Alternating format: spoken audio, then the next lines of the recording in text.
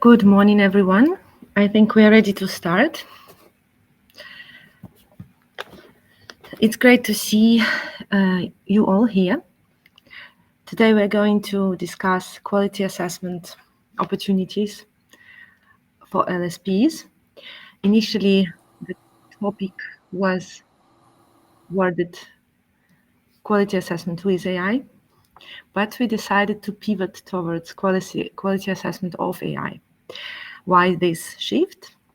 Over recent months, through conversations with our clients, we realized that they are not necessarily keen on yet another layer of AI, monitoring AI in an endless loop, and instead they are rather focusing on finding a strategic position for human to oversight AI and make sure that it is managed effectively.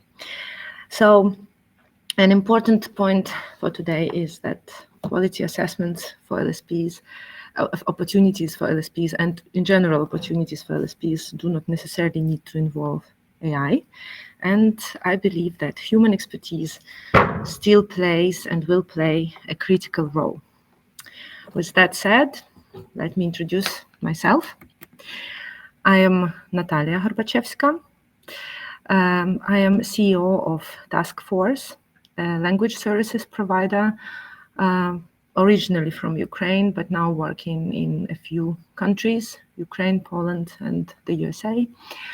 And we established the company in 2011. And now we are recognized as one of the top 5 fastest growing LSPs in the world, according to CSA research in this year. So what is our agenda for today? Very, very briefly, just to give you the understanding how we will move. At first, I would like to share some information about changing landscape in which our industry operates. Then, how does the industry react? What end buyers say? And then, at the end, last but the most important, we will discuss new services and actual opportunities for LSPs. So let us start with the brief industry overview. And here I am presenting a few slides by CSA Research, who kindly provided me permission to share a bit of data they gather about the industry. So just briefly about them for you to have background. CSA is an independent research firm which researches language industry for many, many years already.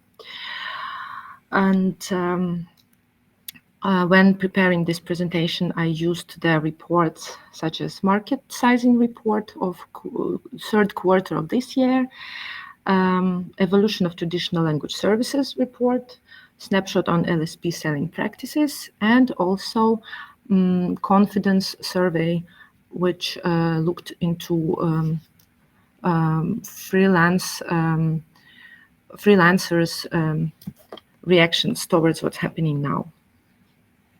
So as we see at this slide, we see that the market actually experiences a decline of more than $2 billion. It's a fall of 4.5% from 52 billions in 2022 to 49.68 recently. And what is interesting that the industry earned this revenue, $49.68 billion, largely from classic translation and interpreting services, and technology and project management services. And what we see that artificial intelligence services are still in the phase of active marketing and investment phase, but they do not yet generate revenue. Also, use of machine translation and post-editing is growing, including undisclosed use of machine translation. And the revenue from MT reported by LSPs in 2022-2023 slightly declined. This is why CSA Research says that simply adding machine translation post-editing capability is not enough for LSPs to ensure their future and stability in that future. Instead, we all need to find new opportunities and add value in other domains. So what we see here, for example, gives us a bit of optimism. With the rise of AI, we see that the amount of content is growing significantly, and only a tiny bit of it is translated. So this means a lot of opportunities for LSPs.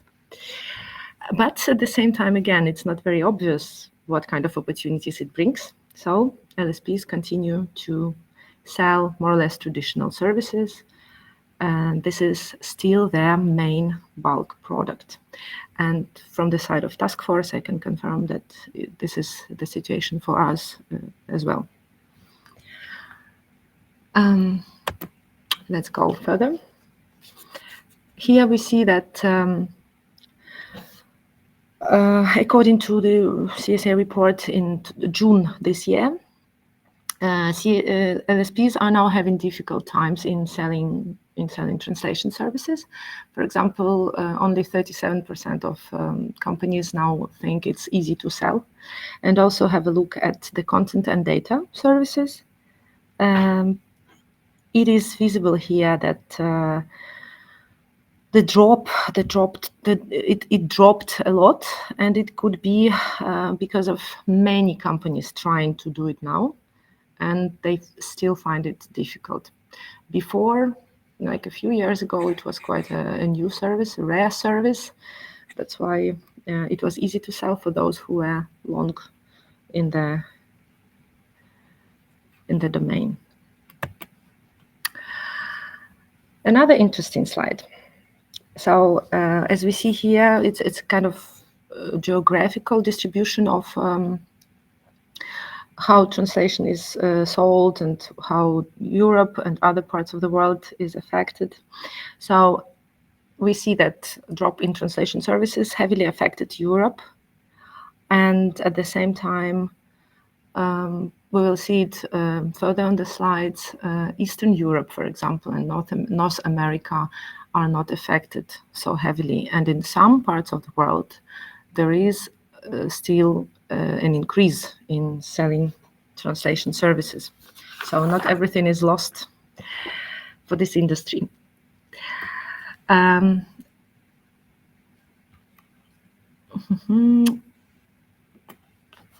next slide. At this slide, you see kind of forecast. The LSPs were asked whether they expect growth or decline in certain services within the next 3 years. And the picture is clear that actually growth is expected in multimedia and interpreting, but translation is declining. Again, I can confirm from our side in Eastern Europe, there is a boom for interpretation services indeed. Okay. So, as we see at this slide, LSPs also say that language-related AI will continue to affect the demand for traditional language services. And also the fact that buyers bypass LSPs and do direct procurement, it's not a very good news for LSPs, who really need to find ways around it. But this information is rather good news for freelancers who want to work directly for end buyers.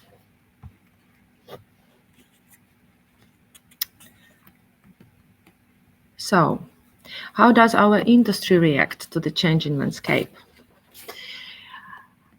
For example, let us look at large LSPs. We know that some of them build their own LLMs, some of them develop full-blown platforms for AI-based or AI-related services. For example, there are at least 2 known platforms.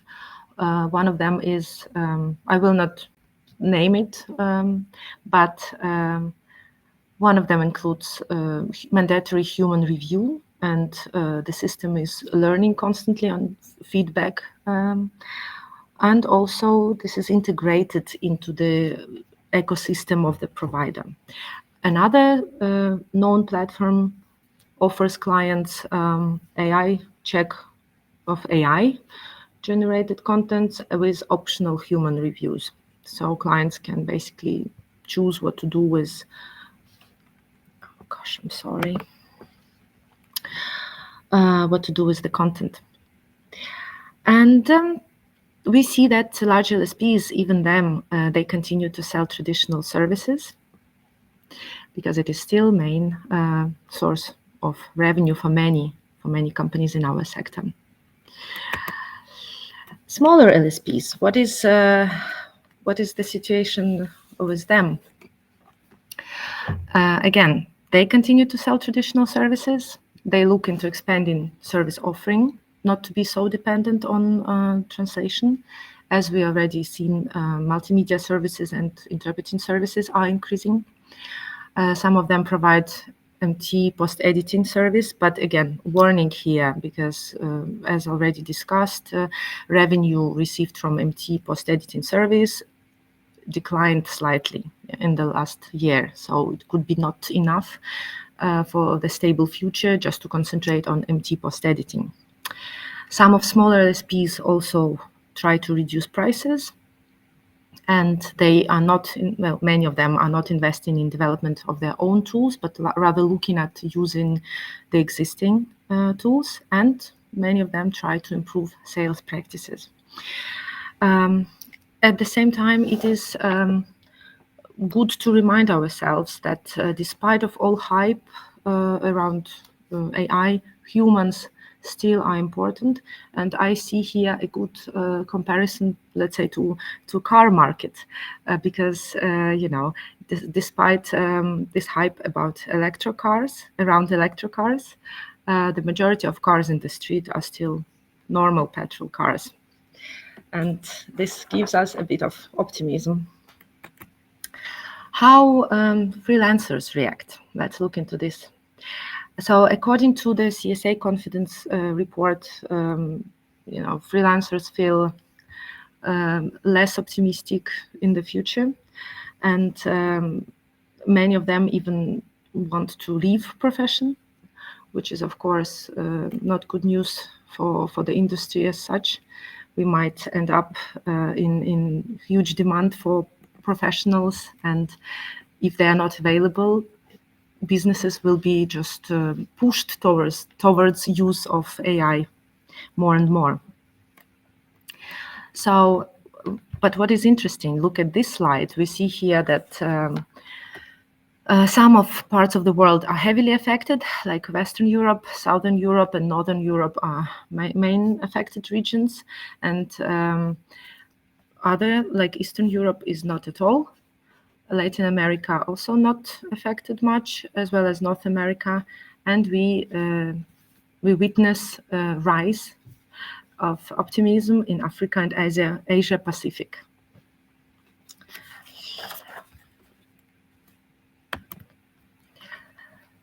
Yeah. Also, it's this is not a very optimistic slide, where we see that linguists are rather not recommending their profession anymore, and there are low-value assignments emerging. Not many linguists like to be involved in very cheap jobs, but indeed there are many of them, and more of them. For example, these data annotation services, or even, like, being from Ukraine, I can say that there is a lot of military interpretation, and it is considered a very cheap service, and not necessarily a professional linguists are engaged in it. So basically, you know the language, you can quickly become a linguist for military interpretation. And so too many language professionals basically are planning to leave the profession, and AI, at the same time, AI presents great advantages, but it can't do the job alone. It cannot do some jobs at all. And we have to stay robust and find opportunities to make sure we remain at the core of language processing and at the core of language technology. So now let us move to the next block, what do the end buyers say.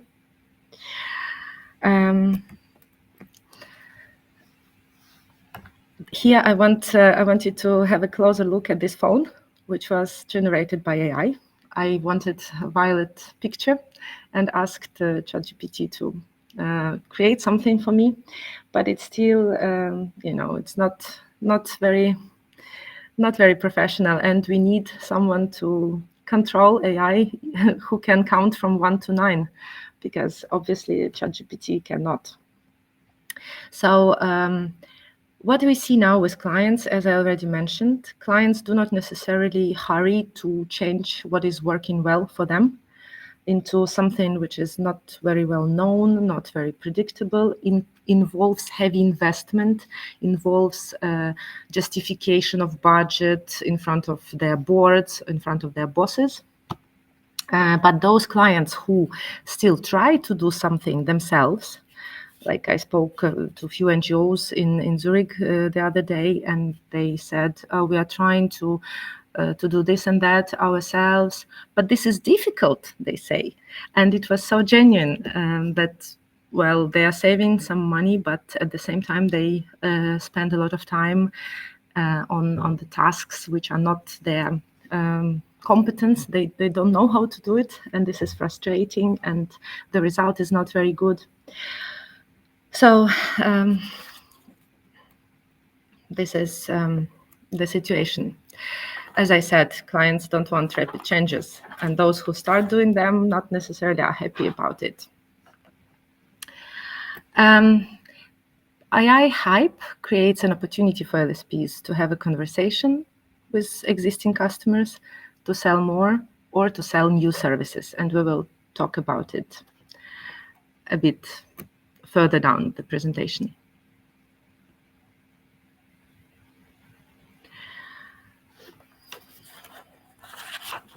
So what we see now in this slide, for example, we see that LSPs are offering new services for some time already, but the proportion is nice. Half of LSPs are offering new services, half of them are not. And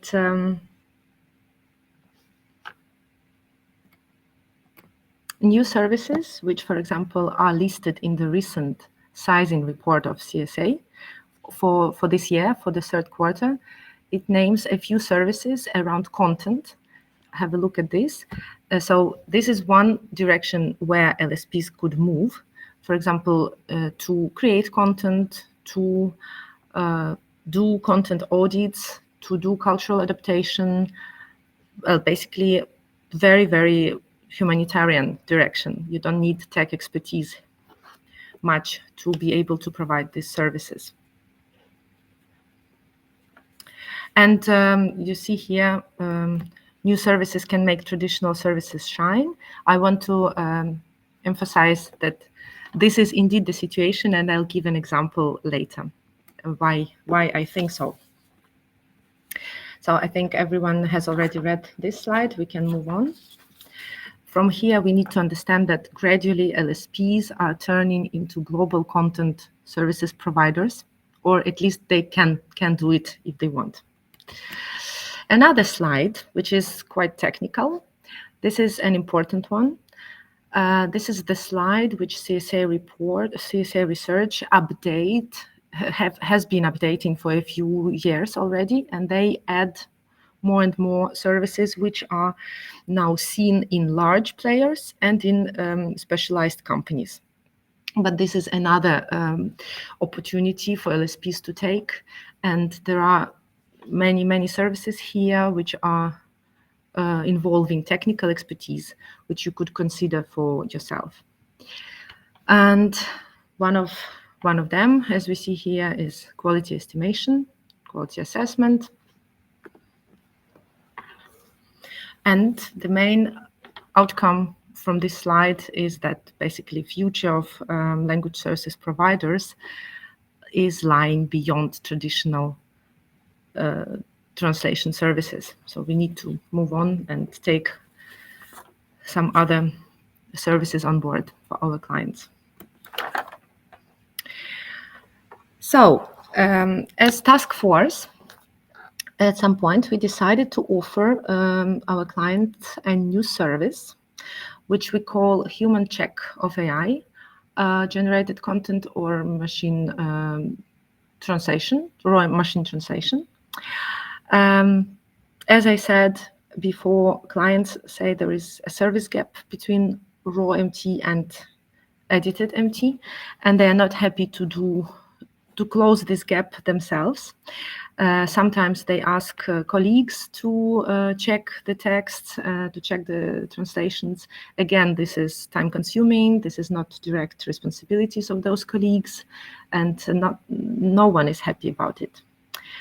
So we decided to offer our capabilities, our linguists, to close this gap and just to check, not to proofread, but to check AI and MT, raw MT, to tell our clients how good it is, whether it could be used as is for their purposes, or it requires further proofreading, further work with this. We started offering it, and indeed that was the situation when all old services shine when you add something new.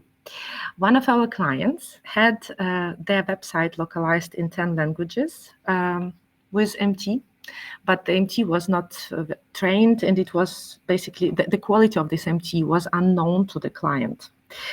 And they were looking for the ways to basically check it and improve it. So we offered them a few options. We offered them at first that we will check your website for you in all these 10 languages. We will say whether it's good or not. And then if it's not good, we will continue proofreading for you.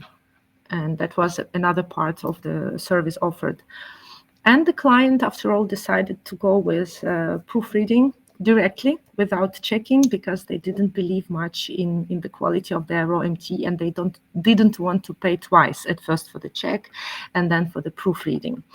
So, but still, this is a very good demonstration that even in our unstable situation with AI, rules of sales work.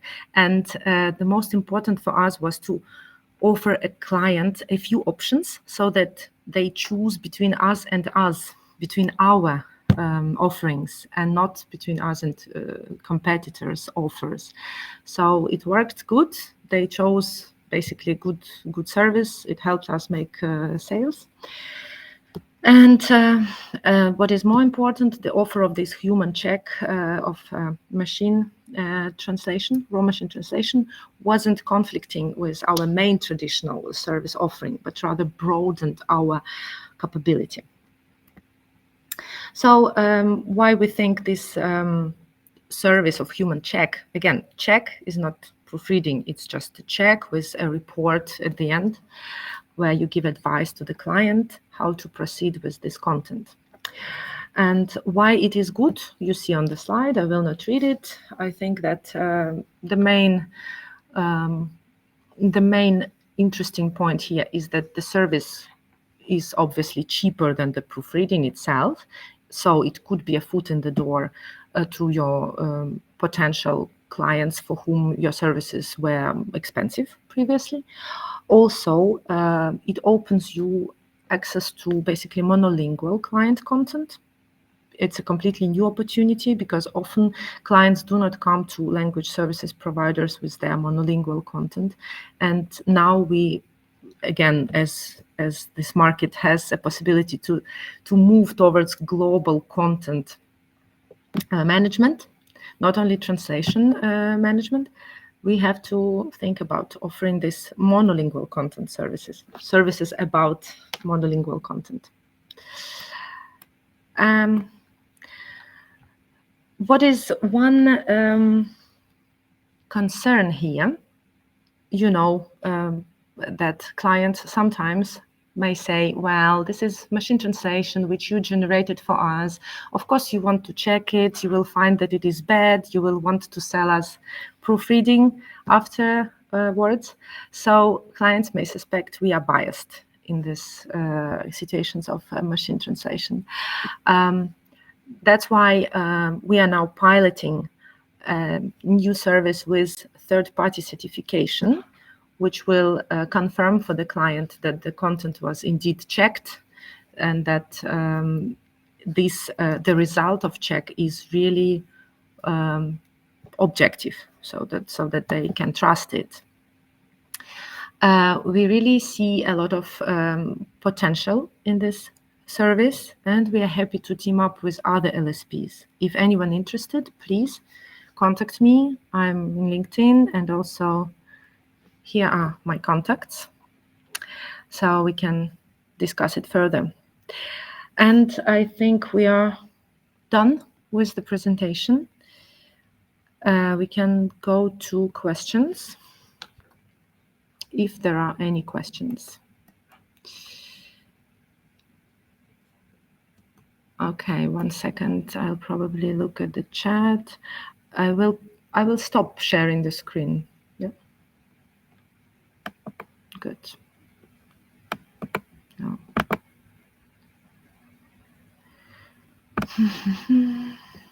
Oh, many questions.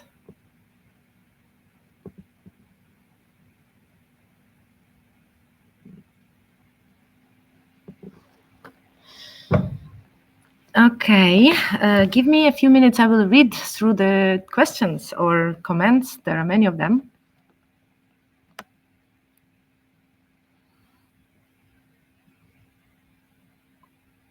Mm-hmm.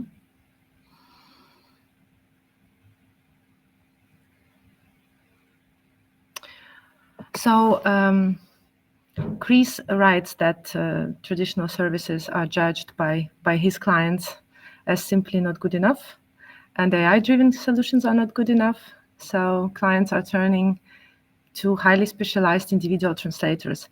Yes, indeed, this is one of the scenarios, and again, I believe that this market is developing. It is not dying, so to say, and we see the situations when companies basically do work with localization platforms themselves, and they generate machine translation there, and then they hire, even employ in-house editors for all their key languages to post-edit this MT. This is one of the cases I'm aware of, and yes, it is a working scenario. Good that your prices are rising, Chris. Congrats. The difference appears to be the commoditized business model of LSPs. They can't afford to buy in the specialized skills they would need. Could you comment? Well, I would say that if you want to scale, you would anyway need to commoditize. Yeah, and this is the only way. If you need a highly specialized skills, I wouldn't agree here that we cannot do it. We also can reach out to our specialized partners, freelancers with whom we work. Again, this is a decision of the client from whom to buy. If they want something else, if they want many languages at scale, they will most probably turn to LSP. If they are working with one language pair, it's a good option for them to work directly with highly specialized talent and to do it, without intermediaries. Sorry, I'm missing some other question.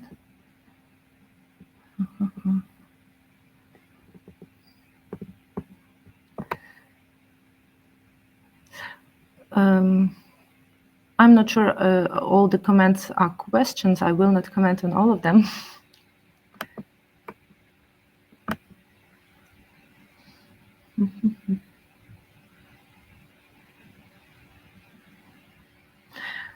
I think my experience about whom direct clients prefer is that indeed those clients whose strategy is to work with many languages or with many types of services, like translation they need, also interpretation they need, also they might want to produce webinars, e-learning courses, whatever. They need one or few providers who could cover this all for them, because if you manage each of the providers individually, it increases overhead inside the end client, inside the end buyer, and for them it's not financially sound. So this is one of the reasons why they prefer to work with, let's say, agencies. Again, from my personal point of view, I don't like the word agency. Agency is someone who just sells services without added value. And since we employ a lot of people in-house, we do have our in-house editors, in-house QA, in-house DTP department. We believe we are a company. We are creating this value additionally for clients. Many agencies are trying to lower prices, and in the end they still find somebody, and this causes much harm to experienced translators that never go below their rates.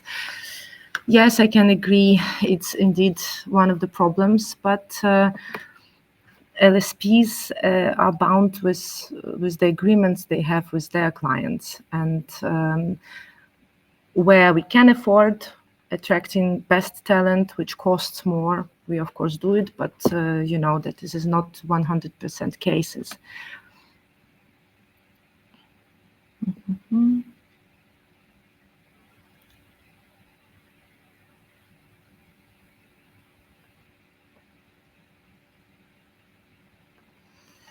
I couldn't agree. Daniela Castillo-Miklas comments that in the end, agency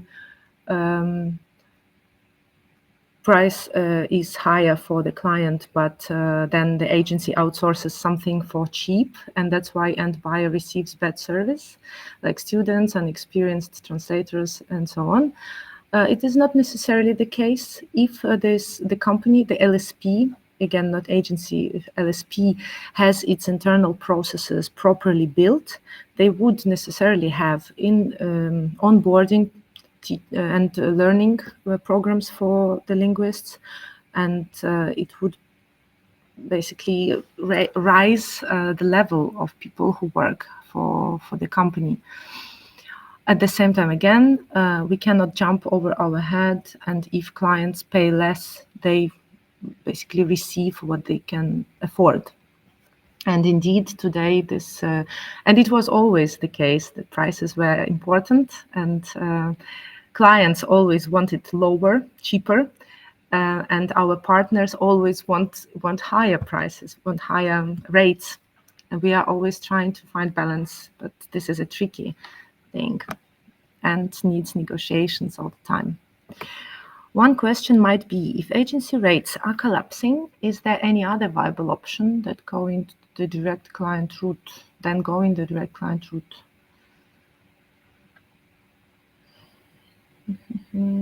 I think, Chris, you are asking about what freelancers can do, yeah? Can they go directly to the clients?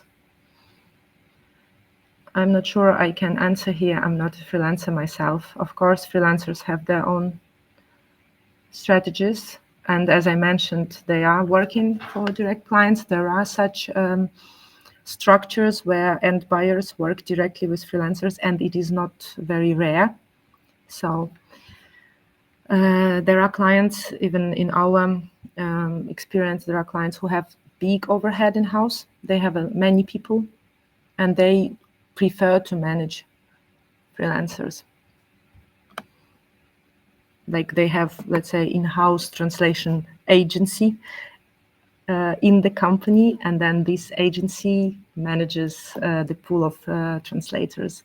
They also have in-house vendor managers. So this is obvious. You know about these structures as well, I'm sure.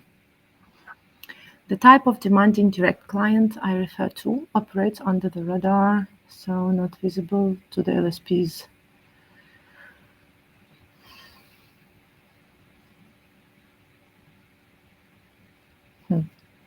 Okay, this is not a question. Okay, thank you for the comment. In many cases.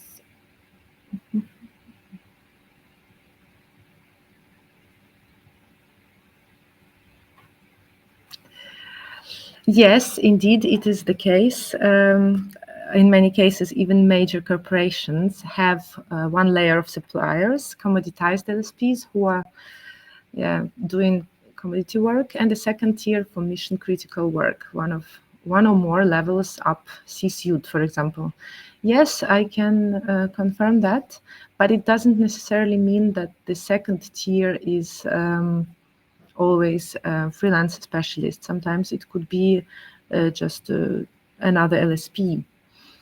And indeed, there are ways, there are these structures where, for example, legal departments inside the end buyers decide to have their own providers of translation and interpretation in legal domain, because normally those companies who are selected through procurement and only selected according to the price, they are not translating legal stuff on a proper level. So this is one of the examples I know. Yes, it can be. Yeah, I commented on the chat. It was very interesting. Thank you. How many levels of contracting and subcontracting and subcontracting between the company that wins a tender and the work that is produced? Yeah, I think it's a rhetorical question. Thank you for asking, but we know that there could be as many levels as you please. And depending again on the client who is calling for the bids. If it's someone very large, then most probably the large provider will win the tender, and this provider will subcontract. And depending on the country, on the market, they could have both freelancers and partner LSPs working for them in order to cover the need of the end buyer. Even in our local market, we sometimes go into tenders, and then we are, one of these layers. And then we also have our partner freelancers working for us. So indeed, client is paying more for this organizational structure. Yeah, each level takes part of the margin, which ends up leaving very little for the freelance translator. But why end clients don't want necessarily to go directly to freelancers? I already commented, because it will increase their overhead in-house. They will need to manage more people in-house and hire additional staff just to manage these relations, to sign all these agreements, to check the quality, to process invoices and so on. And I remember I spoke once to a company who manages pool of LSPs, a few LSPs in their pool, and I asked whether it is possible to join their pool. I thought it's easy, you already have a pool, why not take us as one more provider? And the person said, well, I would love to, but I only have 2 people who manage this pool, all the paperwork and communication and sending files back and forth. And if we onboard one more vendor, we will need one more person in-house to manage it. So it's not possible.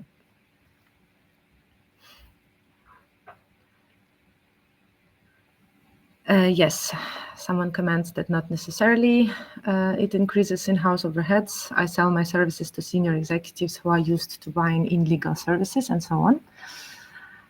Yeah, good for you, great. Probably their assistants are very efficient and they can do it for them quickly and unnoticed, but it's not the case for everyone. I tell you also the real story, how company says, no, we cannot onboard you because it's just not financially sound. No one is going to approve budget for additional person into my department so that I have one more vendor. Okay, we are done for today. Thank you for an interesting discussion in the chat. Not really questions, but comments. Very, very engaging. Thank you very much, everyone. We can see each other upstairs. I am attending forum on site.